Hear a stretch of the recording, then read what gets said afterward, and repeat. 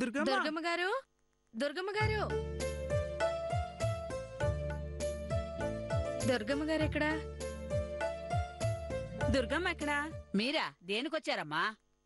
ఇదేంటి, దుర్గ వాళ్ళ మనవరాలి పుట్టినరోజు వేడుకకి రమ్మని పిలిస్తే వచ్చాము. అలాంటి మమ్మల్ని దేనికొచ్చారని అడుగుతారండి బామ్మగారు?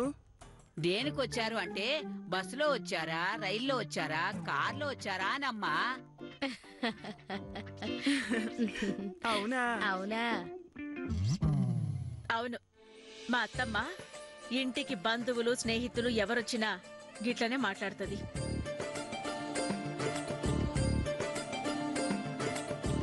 ఎన్నాళ్ళైంది దుర్గా నిన్ను చూసి? ఏమే? అవునవును, చాలా ఏళ్ళయింది. అయినా దుర్గమ్మ మాత్రం అలాగే ఉంది. బామ్మగారు, ఆ రోజుల్లో మా అందరిలో దుర్గ మహా అందగత్తె తెలుసా?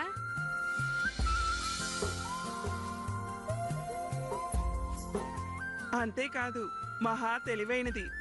అలాగే తన మాట నెగ్గాలని పంతంతో ఉండేది.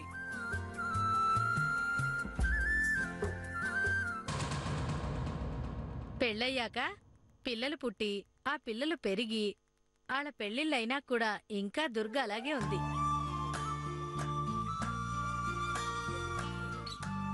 అదే గంభీరం, అదే నడక.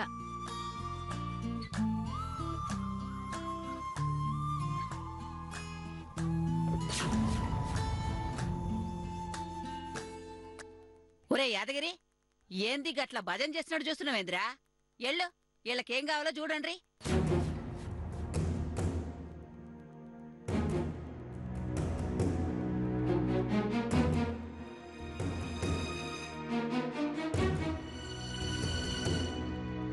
వాళ్ళకేం కావాలో చూడు.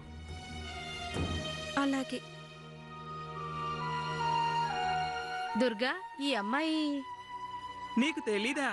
దుర్గ కొడుకు యాదగిరికి రెండో పెళ్ళాం. అవునా? ఆ అమ్మాయి ఈ అమ్మాయేనా? ఎంతైనా నువ్వు చాలా గొప్పదానివి దుర్గా.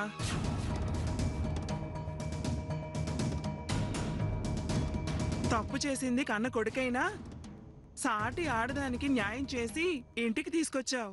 ఇప్పుడు ఆ విషయాలన్నీ ఎందుకు? వదిలేయండి. వదిలేస్తాం కాని మరదేంటి? ఏది? అదే నీ చిన్న కోడలు పద్మావతి. నీకు తెలియకుండా నీకిష్టం లేకపోయినా చదువుకొని నువ్వు అమ్మాయిని బయటికి పంపిస్తే ఆ పద్మావతి మీ అబ్బాయి సీనయ్యతో సహా మళ్ళీ ఇంట్లోకొచ్చి ఇక్కడే తిష్ట వేసిందటగా.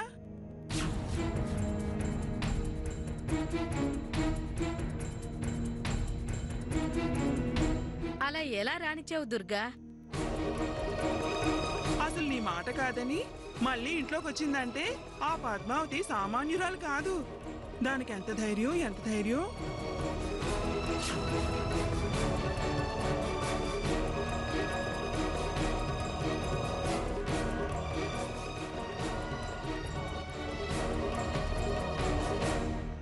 మజ్జిగ తీసుకోండమ్మా, ఎండలో వచ్చారు కదా. అలాగేనమ్మా. ఆహాహా. ఆహాహా, ఏం వినయం, ఏం ఏం విధేయత! విధేయత! అసలు కోడలంటే ఇలా ఉండాలి. అంటే మీలా కాదా? అది మీరు ఒక ఇంటి కోడళ్లే కదా, కోడళ్ళంటే మీలాగే ఉండాలని చెప్పచ్చు కదా అని.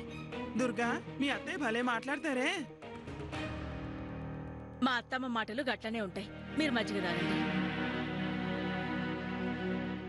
ఇది మజ్జిగ? మా అత్తమ్మ మాటలు గట్లనే ఉంటాయి. మీరు మజ్జిగ తాగండి. ఇది మజ్జిగ? దీన్ని మజ్జిగ అంటారా? ఏ బాగలేదా? అమృతంలా ఉంది.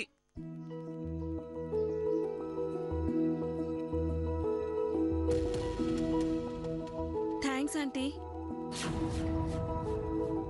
ఇదిగో దుర్గా, నువ్వేం బాధపడకు. బాధపడమా? నేనా? దేనికి? దేనికేంటి? నీ మాట కాదని నిన్నెదిరించి ఈ ఇంట్లోకొచ్చింది కదా. నీ కోడలు పద్మావతి సంగతి కూడా పనిలో పనిగా చూసి వెళ్తాం. అయ్యో, గట్లాడిదేం చేయమాకండి. ఆ పద్మావతి పని పట్టందే ఇక్కడి నుంచి కదిలేది లేదు.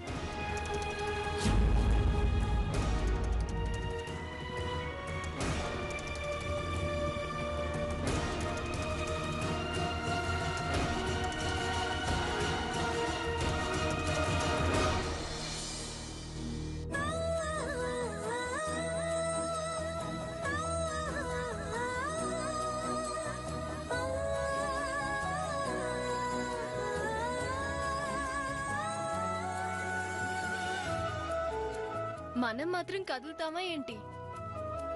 తాడో పేడో తేల్చుకోవడానికే కదా మేమంతా ఇక్కడికొచ్చింది. అసలు నువ్వేమంటున్నావో నాకైతే అర్థం కావట్లేదు. ఇంకా అర్థం కావడం లేదా పద్మావతి?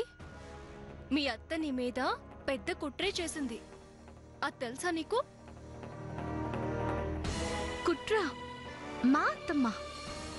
చచ్చా, అలాంటి పనులు మా అత్తమ్మ ఎప్పటికీ చేయదు. అది నీ భ్రమ. అవును పద్మావతి, ఇది అత్తలందరూ చేరి పన్నిన పన్నాగం. ఎలాగైనా నిన్ను మందలించి ఈ ఇంట్లో నుంచి నిన్ను బయటికి పంపాలన్నదే వాళ్ళేం. అందుకే వచ్చారు. ఆహా, కాదు కాదు, నిన్ను బయటికి పంపించడం కోసం అత్తగారులందర్నీ మీ అత్తమ్మ రప్పించింది. నిన్ను ఇంట్లో నుంచి బయటికి పంపించాలనే వాళ్ళు రుక్కు పుట్టినరోజుని ఆసరాగా తీసుకుని ఇక్కడికి వచ్చారు. వాళ్ళ ఎత్తులకి పై ఎత్తులు వేసి వాళ్ళ ప్లాన్ని చిత్తి చిత్తి చేసి నీ హక్కుని కాపాడి నిన్ను రక్షించాలనే నాతో పాటు వరూదిని పార్వతిని కూడా రమ్మన్నాను. అవసరమైతే ఈ విషయంలో మా అత్తలతో మేం మాట్లాడతాం, పోరాడతాం. సరేనా? అయ్యో, మీరందరూ మా రుక్కు బర్త్డేకి పిలిస్తే వచ్చారని నేను సంతోషిస్తుంటే నువ్వేంటి ఇలా మాట్లాడుతున్నావు? అయినా ఆ పెద్దవాళ్లతో మనకు పంతం ఏంటి? పంతం కాదు పద్మావతి, హక్కు. కోడళ్లుగా మన హక్కు. మన హక్కుల్ని కాలరాసే ప్రయత్నం ఎవరు చేసినా ఎర్ర జెండా ఎగరేయాల్సిందే. మధ్యలో ఎర్ర జెండా ఏంటి? విప్లవం. కోడళ్ల హక్కుల్ని, కోడళ్ల స్వేచ్ఛని తమ ఇనుప పాదాల కింద కాలరాస్తున్న ఈ పెత్తందారి అత్తల మీద విప్లవం పద్మావతి. అయ్యో ధరణి, నీకు దండం పెడతాను. దయచేసి ఆ పెద్దవాళ్ళ జోలికి వెళ్ళి వాళ్ళని అవమానించకండి. కుదరదు, కుదరనే కుదరదు.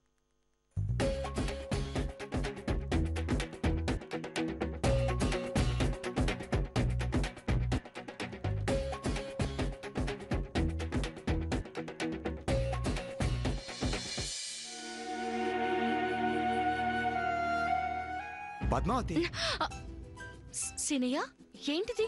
అందరూ చూస్తున్నారు. పద్మావతి, నేను నీతో మాట్లాడాలి. తర్వాత మాట్లాడుతూ గాని అవతల నాకు చాలా పనుంది. పద్మావతి, పద్మావతి, అదిగో, పిలుస్తున్నారు. నేను వెళ్ళాలి. ఆగు పద్మావతి, నేను చెప్పేది కొంచెం విని వెళ్ళు. ఏంటి సీనయ్య? ఒక పక్క అత్త, ఇంకో పక్క కోడలు చేరి అటు మా అమ్మని ఇటు నిన్ను మార్చే ప్రయత్నం చేస్తున్నారు. వాళ్ళు ప్రయత్నాలు చేస్తే మాత్రం మేం మారతామా ఏంటి? నిజం, గదే మాట మీద ఉండు పద్మావతి. వాళ్ళ మాటలు విని అమ్మ మనసు నొప్పించుకునేలా మాత్రం ఒక్క మాట కూడా మాట్లాడొద్దు. ఆ రకంగా ప్రవర్తించొద్దు. ఆ విషయం నాకు తెలీదా? తెలవదని కాదు, పరిస్థితి చూసి భయమేసి మాట చెప్తున్నాను. సరే, అలాగే. అత్తమ్మ మీద ఈగ వాళ్ళన నేను ఊరుకోను. నీకు తెలుసు కదా సీనయ్య, అవతల వాళ్ళు పిలుస్తున్నారు, నేను వస్తాను. ఉమ్.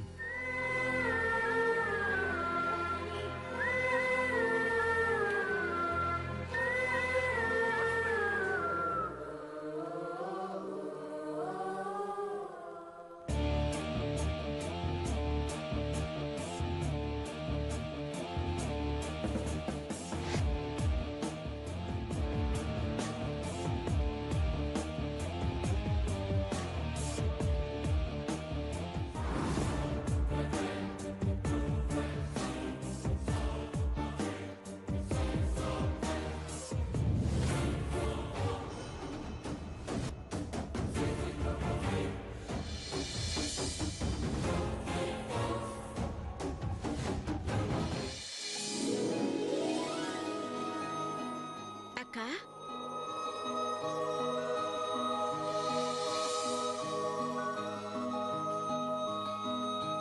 అన్న అందరికి అందేటట్టు చూడాలి. ఏర్పాట్లన్నీ జరిగినాయా? చూస్తా ఉండండి. అక్క, అఖిల, ఎట్లున్నావు సెల్లే? బాగున్నానక్క.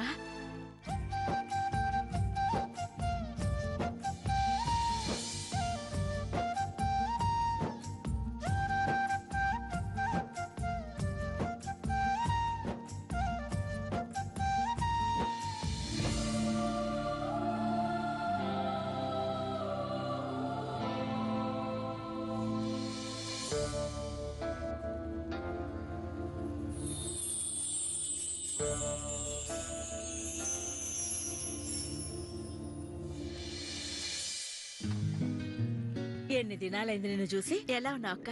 మంచుకున్నావా? అందరు ఎట్లున్నారు? ఏంటక్క అలా ఉన్నావు? ఎట్లున్నాను? మునిపట్లా లేవు. ఆ కళ నీలో లేదు. అదేం లేదకిల, అబద్ధం. నిన్నొక్కసారి చూస్తే అవతల వాళ్ళలో లేని ధైర్యం, ఉత్తేజం, ఆత్మబలం పొంగుకొస్తాయి. కానీ ప్రస్తుతం నువ్వే అవన్నీ కోల్పోయిన దానిలో ఉన్నా. ఏమైందక్కా? ఏమీ లేదని చెప్తా ఉండగా ఏదో ఉంది. నాతో చెప్తావా చెప్పవా? ఏం చెప్తారు? ఎలా చెప్తారు? పాపం. హే, ఏంటి ఆ వంకర మాటలు? నీకు సంబంధం లేని విషయాల్లో ఎందుకు తలదూరుస్తున్నావు? ఇదేం మన ఇల్లు కాదు. నోరు మూసుకునండు. అత్తయ్య, ఇది మీకు కూడా సంబంధం లేని విషయం. ఏంటి వరుదిని? ఏంటా మాటలు? అంటే అది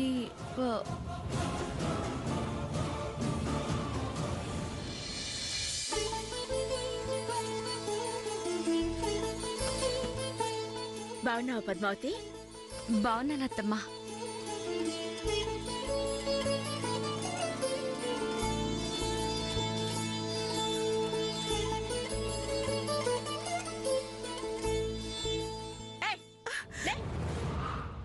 ఎవరు నువ్వు?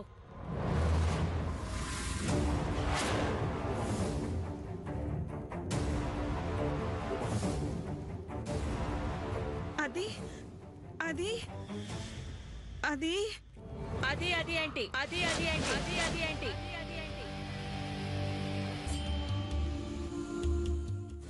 ఎవరు నువ్వు? నేను ఈ ఇంటి మనిషిని మేడం. వాట్? ఇంటి మనిషివా? ఏంటక్క ఈ అమ్మాయి? అసలు ఎవరి అమ్మాయి?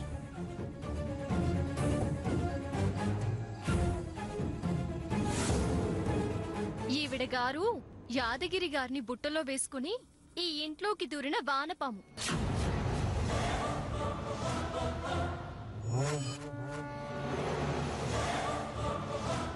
యాదగిరి తనని మోసం చేశాడని ఒక కథ అల్లి దుర్గమ్మ గారి ముందు ఏడ్చింది. దీని మాటలు నమ్మి దుర్గమ్మ గారు ఇంట్లో కోడలి స్థానం ఇచ్చారు.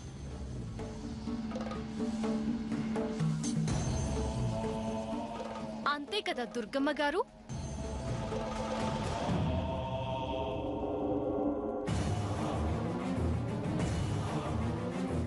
కొన్ని కొన్ని సందర్భాల్లో మన కళ్ళకి కనిపించేది నిజం అనిపిస్తుంది. ఈ విషయంలోనూ అదే జరుగుంటుంది.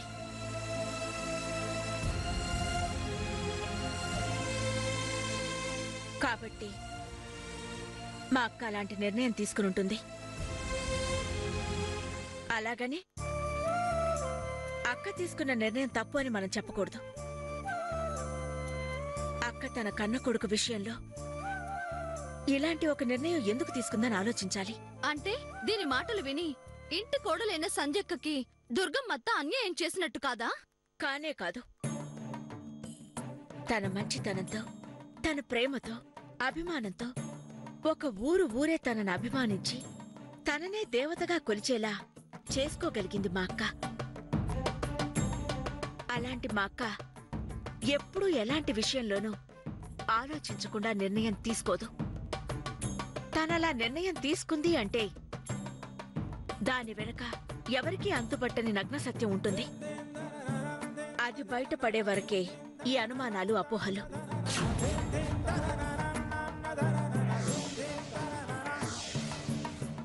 అప్పటి వరకు ఈ విషయంలో అక్కని అనుమానించడం గాని, విమర్శించడం గాని ఎవరు చేయకూడదు.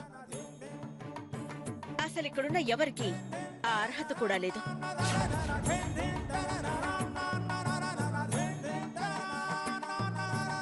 ఇవాళ అక్క అలా ఎందుకు చేసిందో రేపనే రోజు మీకే తెలుస్తుంది.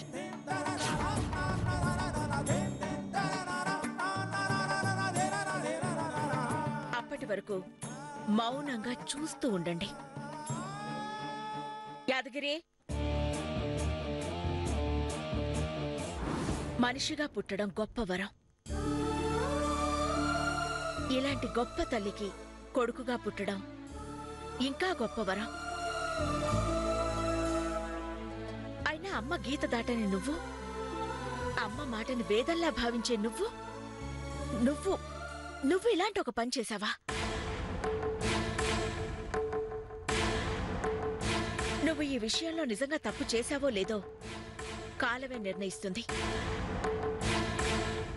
కానీ ఒకటి మాత్రం గుర్తుంచుకో, తండ్రి తల్లికిచ్చిన వరం కోసం రాజ్యాన్ని తృణప్రాయంగా భావించి వనవాసానికెళ్లిన శ్రీరాముళ్లాంటి కొడుకు పుట్టిన పుణ్యభూమి ఇది.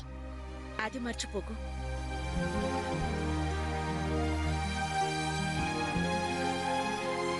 తల్లి మనసు కష్టపెట్టిన ఏ పిల్లలు సంతోషంగా ఉండరు. ఓయ్! మా అక్క మౌనంగా ఉందని నేను నిన్ను వదిలేస్తున్నాను.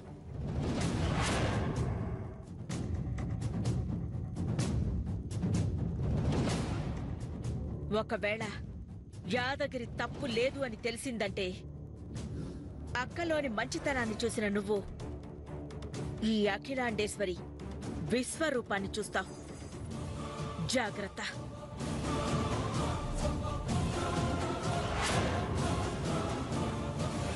మా అమ్మగారి మీ గురించి ఇంత గొప్పగా చెప్తున్నారంటే మీరెలాంటి వాళ్ళు నా ఊహకే అందట్లేదు. నన్ను ఆశీర్వదించండి. లే పార్వతి, లే.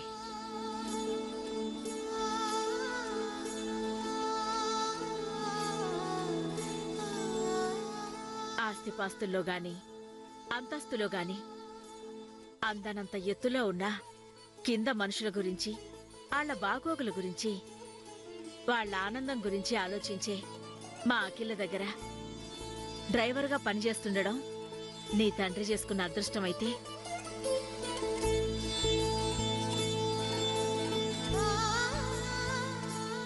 ఈ సల్లని తల్లి చేతుల మీదుగా త్వరలో పెండ్లి కూతురువి కాబోతున్న నువ్వు ఇంకా అదృష్టవంతురాలివి.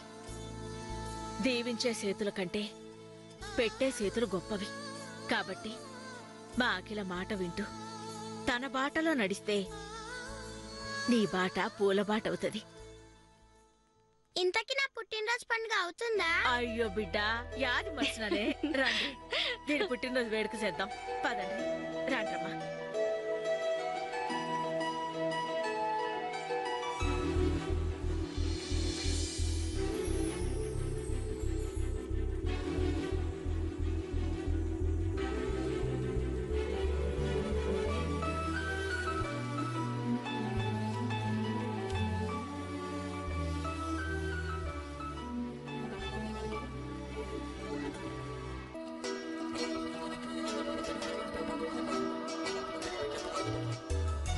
ఏంటిది ఆశ్చర్యంగా ఉంది? ఏమైనది? కేక్ ఏర్పాటు చేసావేంటి? నీకిలాంటివి ఇష్టం ఉండవు కదక్కా. కొన్ని ఇష్టం అనిపించకపోయినా పిల్లల ఇష్టం కోసం, వాళ్ళ సంతోషం కోసం ఈ మధ్య నేను కాస్త సర్దుకుపోతా ఉండా అఖిల. గది దీపం ఆర్పకుండా చేయమంటా ఉండా.